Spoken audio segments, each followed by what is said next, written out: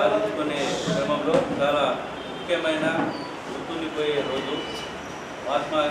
గాంధీ గారు ఏదైతే ఆగస్టు 8 నాడు క్విట్ ఇండియా ఉద్యమాన్ని ప్రకటించడంతో భారతదేశ పౌరులంతా కొన్ని లక్షలాది మంది రోడ్లపై బ్రిటిష్ వారి వెనక్కి వారి దేశానికి వెళ్ళే విధంగా ప్రొటెస్ట్ చేస్తూ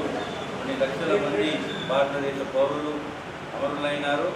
అలాగే వారి ఏదైతే అమరత్వంతో మనకు గుర్తించిన మహాత్మా గాంధీ బాపూజీ చదువు వల్ల అక్కడ ఉన్న ఆ రోజుల్లో పండిత్ జవహర్లాల్ నెహ్రూ, సుభాష్ చంద్రబోసు, వల్లభాయ్ పటేల్ తదితర ముఖ్య నేతలంతా అందరి ఎంతో ఏళ్ళు వారు జైలు జీవితాన్ని గడిపి ఈ దేశానికి స్వాతంత్రాన్ని గుర్తించడంలో ముఖ్యమైన పాత్ర పోషించడం వల్ల మన దేశానికి స్వాతంత్రం 5 ఏళ్ల తర్వాత 1947వ సంవత్సరంలో రావడం జరిగింది. దీనికి ఆ రోజు అమరులైన ప్రతి ఒక్క భారతీయ సైనికులకు మరియు ప్రజలకు, నాయకులకు ప్రతి ఒక్కరికి మేము ఈరోజు స్వేచ్ఛావాయువు పీలుస్తున్నందున వారందరికీ ధన్యవాదాలు తెలియజేస్తూ వారికి నివాళులు అర్పిస్తున్నాం. అలాగే ఎంతో శ్రమపరిచి కొన్ని సంవత్సరాల పాటు జైలు జీవితాన్ని వారి జీవితంలో గడిపిన మహాత్మా గాంధీ గారిని, అలాగే పండిత్ జవహర్లాల్ నెహ్రూ గారిని ఈరోజు కొంతమంది అంధభక్తులు వారిని కించపరుస్తూ, అవమానపరుస్తూ వారు చేసిన త్యాగాన్ని రాబోయే తరాలకు ముందు వచ్చే రాబోయే విద్యార్థులకు కానీ తరాలకు కానీ తెలియకుండా జాగ్రత్త పడుతూ వారి కథలను పాఠ్యాంశాల నుంచి తీసివేయడం జరుగుతుంది. కాబట్టి ఇట్టి కథలు దేశం కోసం ఏదైతే అమరత్వం పొందిన వారి వీరగాథలను మనం స్మరించుకుంటూ మన రాబోయే తరానికి మన పిల్లలకు కూడా చెప్పాలని చెప్పి మన నియామవారి జిల్లా ప్రజలందరికీ నేను కోరుకుంటూ, అలాగే ఈరోజు ఇంకో ముఖ్యమైన రోజు యువజన కాంగ్రెస్ ఆవిర్భావ దినోత్సవం. మన ప్రియతమ స్వర్గీయ సంజయ్ గాంధీ గారు ఎంతో ఆలోచనతో యువకులకు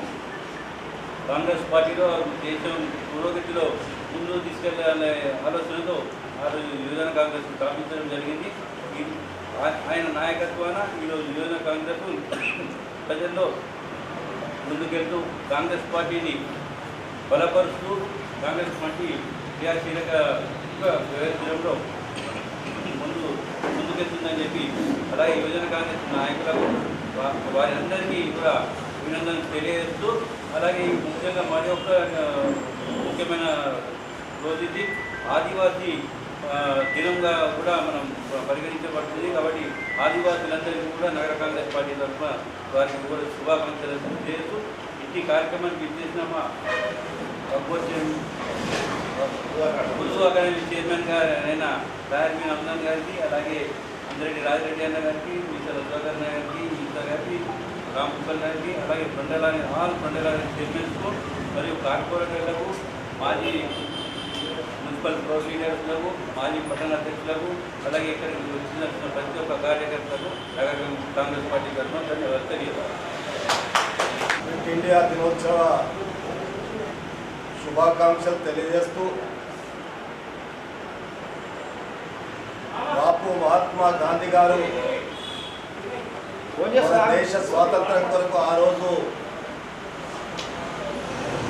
అహింసా మార్గంలో ఏదైతే ఉద్యమాన్ని చేపట్టారో ఆ అహింసా మార్గానికి ఒక దారి చూపినటువంటి 1942 ఆగస్టు 9వ తేదీ. ఆగస్టు 9వ తేదీని ఈరోజు దేశవ్యాప్తంగా క్విట్ ఇండియా దినోత్సవంగా జరుపుకుంటున్నటువంటి సందర్భాన్ని పురస్కరించుకొని ఈ క్విట్ ఇండియా ఆగస్టు 9వ తేదీని మన భారతదేశం స్వాతంత్రం వచ్చిన తర్వాత యువజన దినోత్సవంగా దీన్ని పాటించడం జరుగుతుంది. 3 రోజుల పాటు దేశవ్యాప్తంగా యువకులు, యువజన కాంగ్రెస్ నాయకులు, ఎన్ఎస్వై నాయకులు కలిసి కట్టుగా యువజనుల యొక్క పాత్ర దేశ స్వాతంత్రంలో ఏ విధంగా ఉండే, ఈరోజు దేశ స్వాతంత్రం తర్వాత యువజనులు, యువజన కాంగ్రెస్ ఈ దేశ ప్రజాస్వామ్యం కొరకు ఏ విధంగా పాటుపడాలి అనేటువంటి విషయాన్ని స్మరించుకునే రోజు ఈరోజు. దాన్ని పురస్కరించుకొని ఈరోజు తెలంగాణ రాష్ట్రంలో నూతనంగా ఏర్పడినటువంటి రాష్ట్రంలో మన నిజామాబాద్ జిల్లాలో పట్టణ కాంగ్రెస్ కమిటీ అధ్యక్షులు కేశవవేణు గారి అధ్యక్షతన, అదేవిధంగా వేదిక మీద ఉన్నటువంటి జిల్లా కాంగ్రెస్ కమిటీ ఉపాధ్యక్షుడు రాజిరెడ్డి గారు కానీ, సుధాకర్ రావు గారు కానీ, రాంభూపాల్ కానీ, అదేవిధంగా ఈసాబాయ్, ముఖ్యంగా సేవాదళ అధ్యక్షులు, ఎన్ఎస్వే అధ్యక్షులు, యువజన కాంగ్రెస్ పట్టణ జిల్లా నాయకులు, కిసాన్ కాంగ్రెస్ అధ్యక్షులు, కార్పొరేటర్లు, ఈ పట్టణానికి సంబంధించినటువంటి ప్రముఖ కాంగ్రెస్ నాయకులు ఈ క్విట్ ఇండియా ఉద్యమంలో జరిగినటువంటి కార్యక్రమాలను స్మరించుకుంటూ మనవంతు బాధ్యతగా రేపు ఈ జిల్లాలో కానీ పట్టణంలో కానీ కాంగ్రెస్ పార్టీ కార్యకర్తలు ఏ విధంగా మహాత్మా గాంధీని ఆయన అడుగుజాడల్లో నడవడానికి ప్రయత్నం చేయాలనేటువంటి విషయాన్ని ఇప్పుడే మన పట్టణాధ్యక్షుడు ఈరోజు ఈ దేశాన్ని పరిపాలిస్తున్నటువంటి కొన్ని పార్టీలు, దేశాన్ని ఏలుతున్నటువంటి కొంతమంది మహాత్మా గాంధీని, ఈ దేశానికి స్వాతంత్రం ఇచ్చినటువంటి నాయకుల్ని కూడా పాఠ్యాంశాల్లో నుంచి తీసివేయడానికి ప్రయత్నం చేస్తున్నటువంటి సందర్భం. ఆయనే కాకుండా ఈ దేశ స్వాతంత్రం కొరకు పోరాడినటువంటి ఆ రోజుల్లో దేశానికి త్యాగం చేసినటువంటి, దేశానికి ప్రాణాలు అర్పించినటువంటి వందలాది, వేలాది మంది, లక్షలాది మంది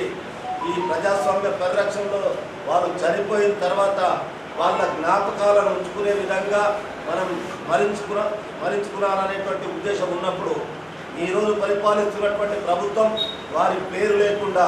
కొత్త కొత్త అంశాలను తీసుకొస్తూ ఈ దేశంలో ప్రజలను మభ్యపెట్టడానికి, ప్రజలను పక్కదారి పట్టించడానికి ప్రయత్నం చేస్తున్నటువంటి సందర్భంలో ముఖ్యంగా దీంట్లో యువజన కాంగ్రెస్, ఎన్ఎస్వై పాత్ర ఏ విధంగా ఉండాలంటే యువజన దినోత్సవాన్ని ఈరోజు ప్రపంచంలోనే ఈరోజు ఆగస్టు 9వ తారీఖు ప్రపంచంలోనే జరుపుకుంటున్నారు యువజన దినోత్సవంగా. ముఖ్యంగా ఈరోజు మన నాయకుడు రేవంత్ రెడ్డి గారు యువకుడై ఈ రాష్ట్రానికి ముఖ్యమంత్రి అయ్యాడు. మన నాయకుడు రాహుల్ గాంధీ ప్రపంచంలోనే ఎవరు చేయనటువంటి ప్రజాస్వామ్య పరిరక్షణ, రాజ్యాంగ పరిరక్షణ కొరకు దాదాపు 4000 కిలోమీటర్లు పాదయాత్ర చేసి అన్ని వర్గాలను కలుపుకుంటూ, అన్ని వర్గాలను కలుస్తూ దేశంలో మహాత్మా గాంధీ ఆ రోజు స్వాతంత్రం కొరకు ఏ విధంగా పోరాడాడో అదేవిధంగా ఈ ప్రజాస్వామ్య పరిరక్షణలో నేను కూడా నా చివరి రక్త బొట్టు వరకు ప్రయత్నం చేస్తాననేటువంటి మాట చెప్పినటువంటి రాహుల్ గాంధీ ఈ దేశాన్ని సమైక్యపరచడానికి, ఈ దేశంలో ప్రజాస్వామ్యాన్ని పరిరక్షించడానికి బాబాసాహెబ్ అంబేద్కర్ ఇచ్చినటువంటి రాజ్యాంగాన్ని ప్రజలకు తెలియజేయడానికి కాంగ్రెస్ పార్టీ ఈరోజు 9వ ఆగస్టు నాడు మరి ఒక్కసారి మనం స్మరించుకొని ఆ స్ఫూర్తితో ముందుకెళ్ళవలసినటువంటి బాధ్యత మన అందరి మీద ఉందనేటువంటి విషయాన్ని గ్రహిస్తూ ఈరోజు మన రాష్ట్రంలో కాంగ్రెస్ పార్టీ అధికారంలో ఉంది. కాంగ్రెస్ పార్టీ అధికారంలోకి వచ్చిన తర్వాత మనకిచ్చినటువంటి మన ముఖ్యమంత్రి 6 గ్యారెంటీలను ప్రజల దగ్గరికి తీసుకుపోతున్నటువంటి బాధ్యత మన మీద ఉంది. ఆ గ్యారెంటీల ద్వారా పేద వర్గాలకు, బలహీన వర్గాలకు, బడుగు వర్గాలకు, ముస్లిం మైనార్టీలకు మన ప్రభుత్వ పరంగా ఏ విధంగా ప్రయోజనం జరుగుతుందో చెప్పుకునేటటువంటి బాధ్యత ఆగస్టు 9వ తేదీ నాడు మనం ఈరోజు ఇక్కడ ప్రమాణం చేసి వెళ్ళి ప్రజల్లో ఉండాలనేటువంటి విషయాన్ని తెలియజేయవలసినటువంటి బాధ్యత మన అందరి మీద ఉంది. అందుకే ఈ దేశ స్వాతంత్రంలో 75 సంవత్సరాలు గడిచిపోయిన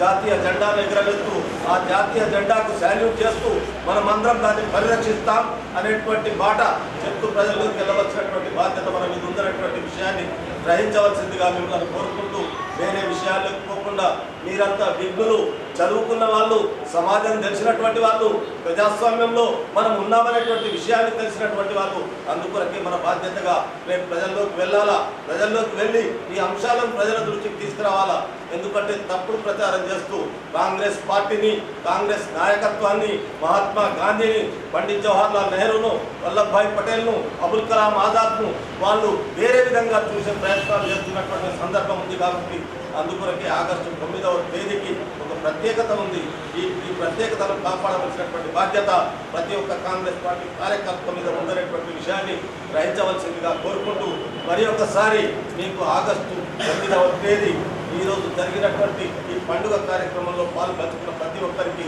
హృదయపూర్వకంగా ఎలక్ట్రానిక్ ప్రింట్ మీడియాకు హృదయపూర్వకంగా ధన్యవాదాలు తెలియజేస్తూ మీకు నమస్కారం చేస్తూ సెలవు తీసుకుంటాం. జై హింద్, జై కాంగ్రెస్.